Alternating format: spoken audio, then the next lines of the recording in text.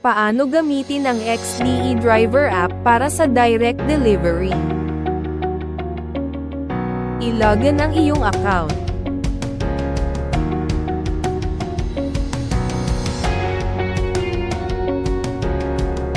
Pindutin ang update button upang pumasok ang manifestong ginawa. Pindutin ang pickup module at hanapin ang numero ng manifestong kailangang i-update at pindutin ito. Pindutin ang icon ng barcode scanner at mag-umpisang mag-scan ng mga tracking number na ipipick up.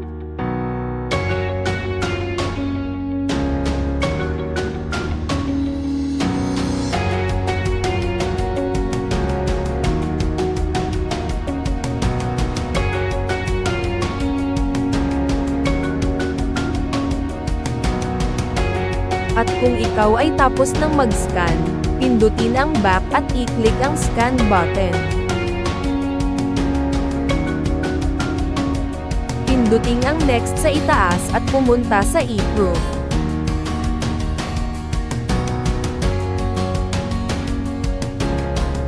Pindutin ang sign e-pod at pumirma at pindutin ang save.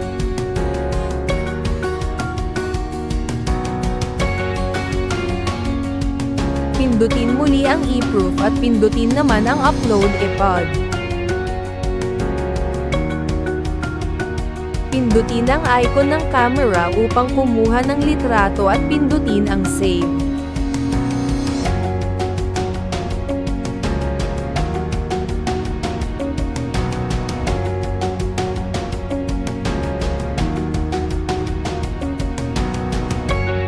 Pindutin muli ang e-proof upang makapag-finalize.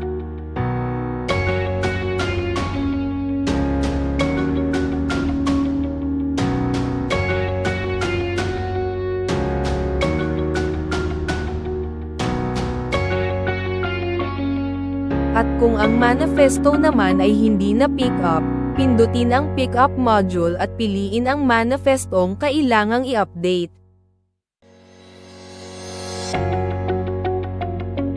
I-click ang scan button at pindutin ang next sa itaas. Piliin ang rason kung bakit ito ay hindi na-pick up.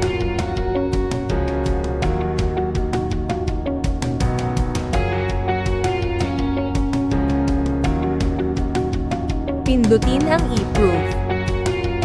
Pindutin ang sign e-pod at pumirma at pindutin ang save.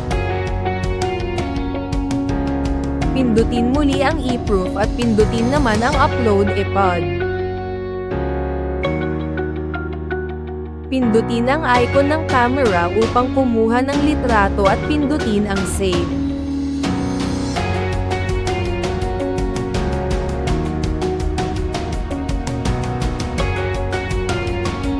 Pindutin muli ang e-proof upang makapag-finalize.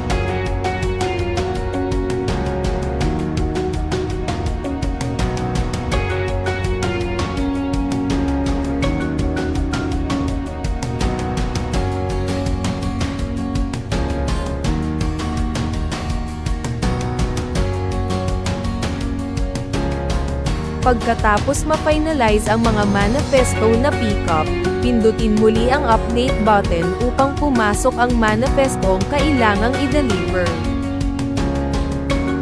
Pindutin ang delivery module at piliin ang mga tracking number na i-deliver. Pindutin ang success button kung ang tracking number ay tagumpay na nai-deliver.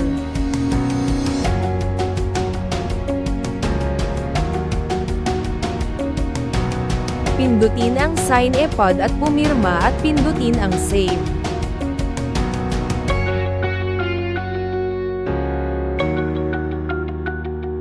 Pindutin ang upload e-pod. Pindutin ang icon ng camera upang kumuha ng litrato at pindutin ang save.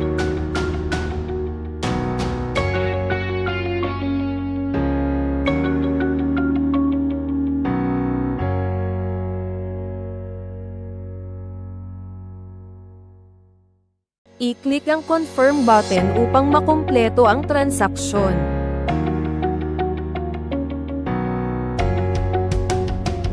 Kung ang tracking number naman ay hindi na i-deliver, i-click ang failed at piliin ang rason kung bakit ito ay hindi na i-deliver.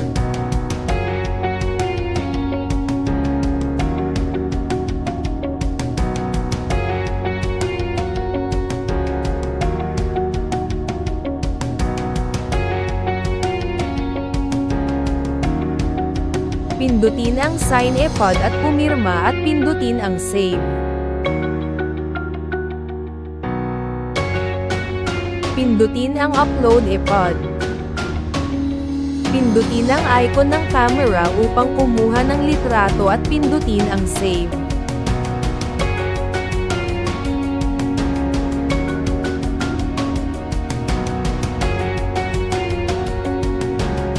I-click ang confirm button upang makumpleto ang transaksyon.